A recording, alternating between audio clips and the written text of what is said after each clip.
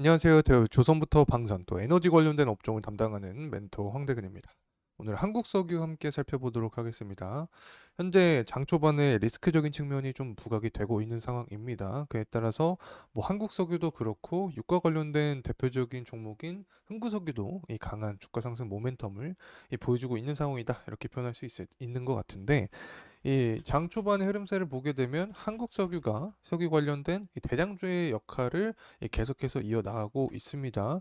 이 강한 거래량과 함께 주가가 뭐 한 15% 가량 상승해주는 모습을 보여주고 있는데 이 사실 정세에 대한 부분은 변동성이 존재를 하긴 하죠. 하지만 제가 어떤 말씀을 드렸냐면 이 대선 전에 11월 대선 전에 이 전쟁 리스크가 계속해서 부각이 한 번씩 될 가능성이 높다. 그렇게 이렇게 되면은 당연히 이 테마성 요인과 수급적인 측면의 도움을 받으면서 한국 석유도 주가가 급등세를 보여줄 수 있기 때문에 이 단기적인 매매를 진행하시는 분들께서는 좋은 좀 투자 전략이 될 수 있다 이렇게 말씀을 드렸습니다.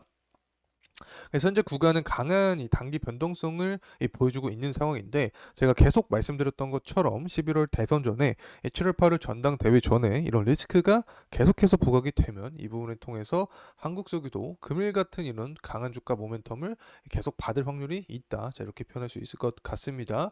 자, 그렇다면 유가는 현재 어떠한 모습을 보여주고 있고 다시 한번 이 상승에 대한 의지를 보여줄 수 있는지 금일 영상을 통해서 풀어가도록 하겠습니다. 그리고 중장기적인 관점이겠죠. 수요와 공급적인 측면을 봐서 앞으로 이 부분은 주가에는 또 어떠한 영향을 받을지까지 어떻게 영향을 줄지까지 모조리 말씀드리는 시간 갖도록 하겠습니다. 구독과 좋아요 부탁드리고 그러면 영상도 끝까지 시청해 주시면 감사하겠습니다. 자, 우선은 최근이 아니죠. 오늘 아침에 관련된 따끈따끈한 기사가 나와 주었습니다.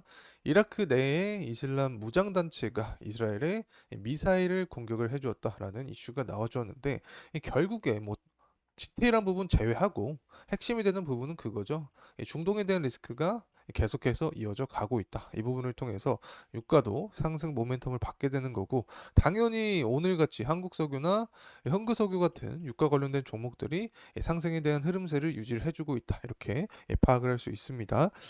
사실은 전쟁에 대한 리스크가 쉽게 사라지긴 힘든 상황입니다. 사실 미국과 중국의 갈등 관계 속에서 뭐 이스라엘과 이란도 서로 현재 전쟁을 진행 중이고 있는 상황이기 때문에 금방 사그러질 그런 이슈는 아니라고 말씀을 드렸습니다. 아직까지 전쟁 리스크가 계속해서 부각이 되고 있고 우리가 생각했던 관점이 유효하게 작용을 하고 있다. 이렇게 말씀을 드립니다.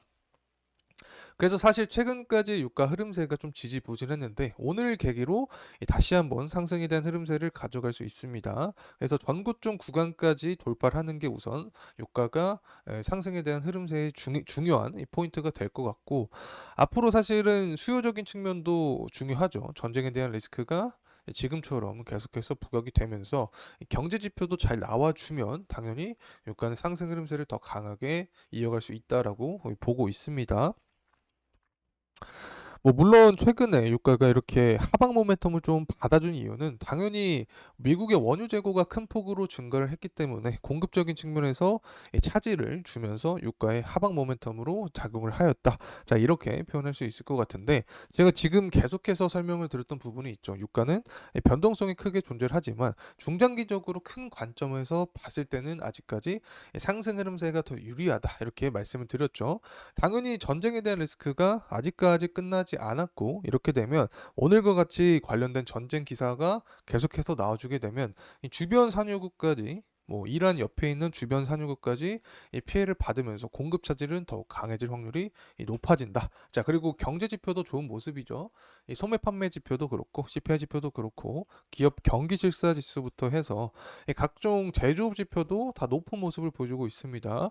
특히 중국 같은 경우에는 원자재 최대 수요국, 최대 공급국인데 이 중국의 경기 회복세가 보여주게 되면 원유에 대한 수요는 계속해서 증가할 수밖에 없게 되는 거죠. 그래서 다시 설명을 드려보면 결국에는 이 중장기적인 관점에서 보더라도 전쟁에 대한 리스크는 11월 대선 전까지 계속해서 이어갈 확률이 높은 상황이다. 그리고 이 수요적인 측면을 보더라도 이 기업 경기 실사 지표나 이 제조업 지표 그리고 앞서서 뭐 CPI 지표나 확인을 했죠. 소매 판매 지표까지 모두 좋은 흐름세를 보여주고 있기 때문에 중장기적인 수요는 견조한 흐름세를 보여주고 있는 상황이다.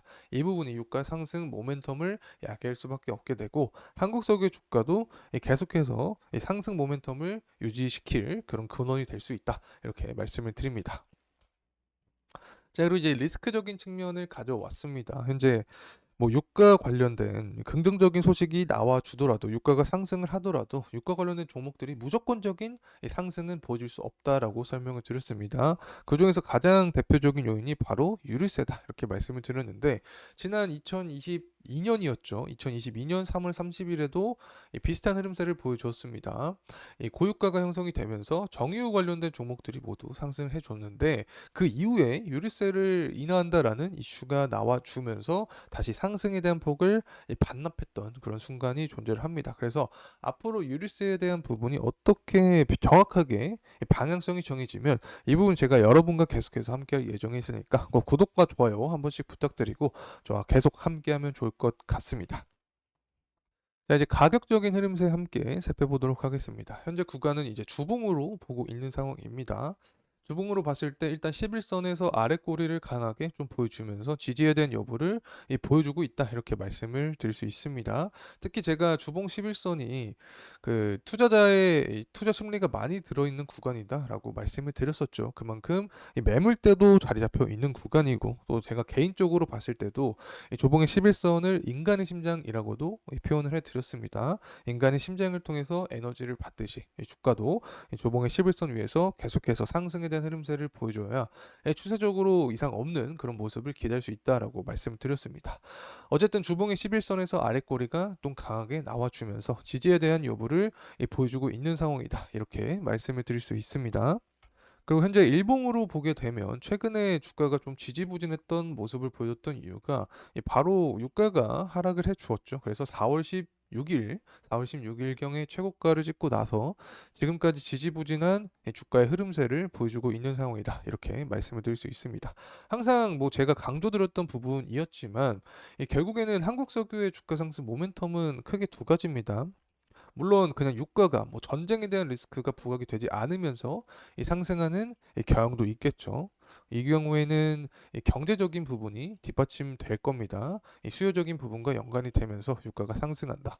뭐 이런 이야기가 나오면 한국석 주가가 상승할 수 있다. 그리고 또 다른 요소는 이 전쟁입니다. 당연히 뭐 전쟁과 유가도 이 관련이 있겠지만 이 전쟁에 대한 리스크가 부각이 되면 될수록 이 부분에 의해서 더 강한 거래량과 함께 주가 상승 흐름세를 보여줄 수 있다. 이렇게 말씀을 드립니다.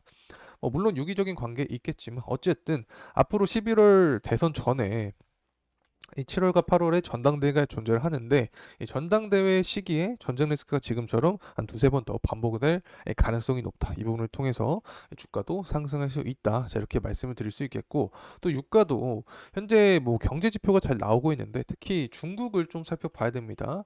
이 중국에 대한 경제 지표가 회복되는 게 가시화가 된다라고 하면은 이 부분에 있어서도 수요를 자극을 하기 때문에 한국석유 주가도 상승에 대한 기조를 유지할 확률이 높아진다. 자, 이렇게 말씀을 드릴 수 있습니다. 그래서 현재 구간에서 장 초반에 이 한국석유가 뭐 석유 관련된 이 대장주로서의 역할을 좀 해주고 있는 상황인데 이 분봉으로 봤을 때 이 11선을 현재 11선 구간에서 가격 안정화를 보여주고 있지 않나 이렇게 예상이 될 수도 있는 흐름세를 보여주고 있습니다. 그래서 현재 구간에서 주가가 상승을 해주기 위해서는 11선 구간에서 재차 탄력을 받으면서 주가가 상승을 해줘야 된다 이렇게 말씀을 드릴 수 있습니다. 자, 이상으로 이 한국석유에 대한 영상 마무리하도록 하겠습니다. 감사합니다.